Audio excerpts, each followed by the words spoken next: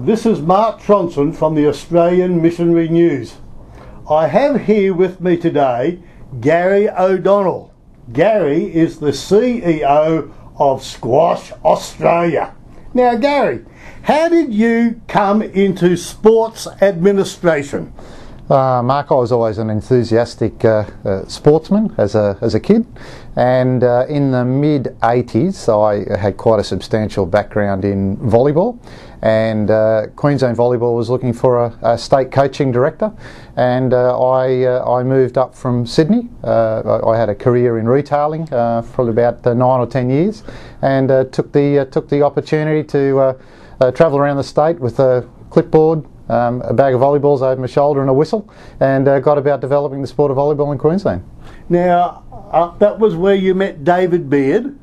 Later on, David's a couple of generations younger than me. He's got the good fortune of youth. But later on, as I progressed through my career, I moved back to Sydney in the early 90s to work with the administrative side of the Institute of Sport program, and Dave probably came into the program in about 92 as a up and coming youngster, and went on to have a fantastic career with the national team. Okay, now, how did you get the job of CEO of Squash Australia from volleyball? Well, as a pastor, I'm not sure if I want to say for all of my sins, but anyway, along the way, as you develop your skill set, I think that I came through an era where it was very much the great all-rounders game. When I started in volleyball, I was working in the office, I was by myself, always had good work habit, and I suppose whatever I did, I tried to build organisational capacity, would be a fancy name of it now, just to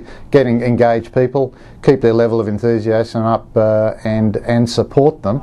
And eventually, I suppose if you're sort of reasonable at what you do, you'll get some opportunities come your way.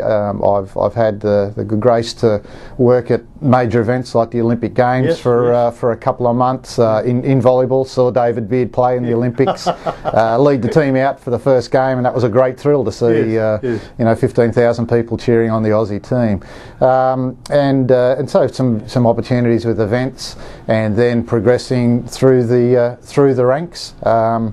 And then an opportunity came up after I worked in Sydney for a few years for the Sydney Olympic Park Authority.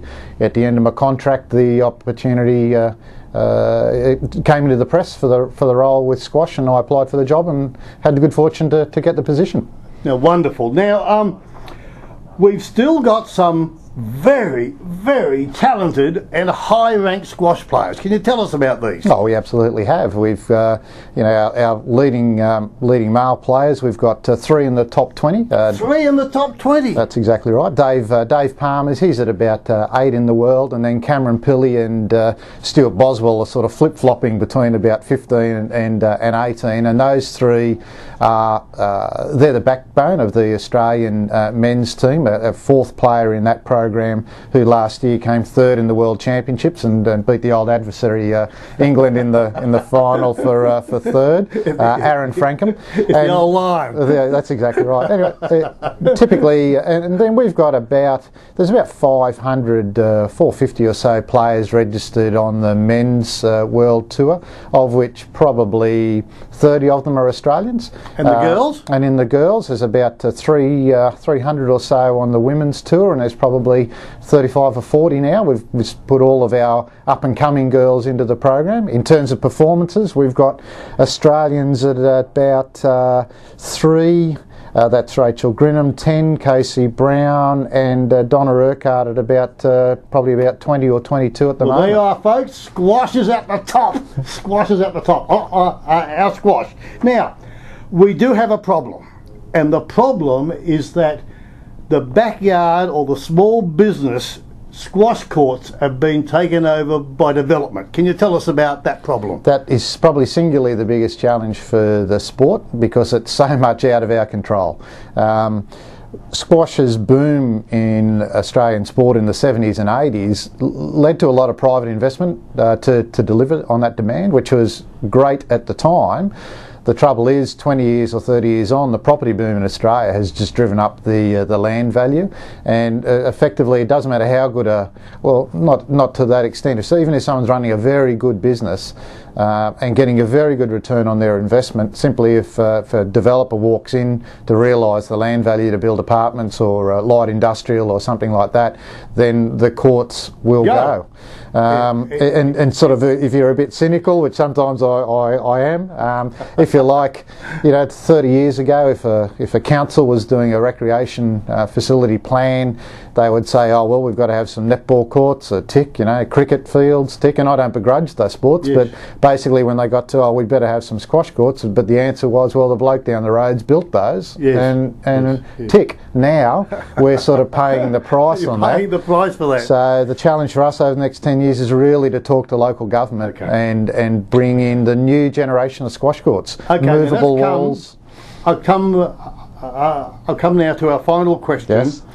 The value of respite. Can you say something about that?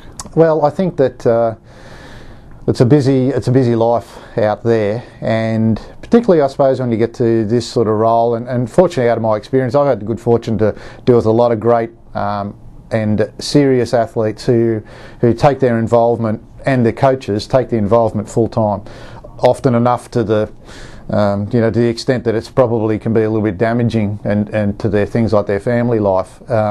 You need some time to reflect. You need to take some time out, and you need some time for self. And I think things like respite and chaplaincy with athlete and career education, and probably even coach career and education is pretty important. And if it means that you get to take a little bit of time out and do a bit of navel gazing, well, hopefully I think that just gets a little bit of the tunnel vision away of chasing performance, which we expect our athletes to do. The Winter Olympics are on right now. We've got high expectations. We load it up on the coaches and athletes, but behind the scenes you need to give them a chance for life, and that's the only way they'll go on to probably do the best that they can do. Well, Gary O'Donnell, are we to thank you for this time together? Now, this is Mark Tronson signing off for the Australian Missionary News.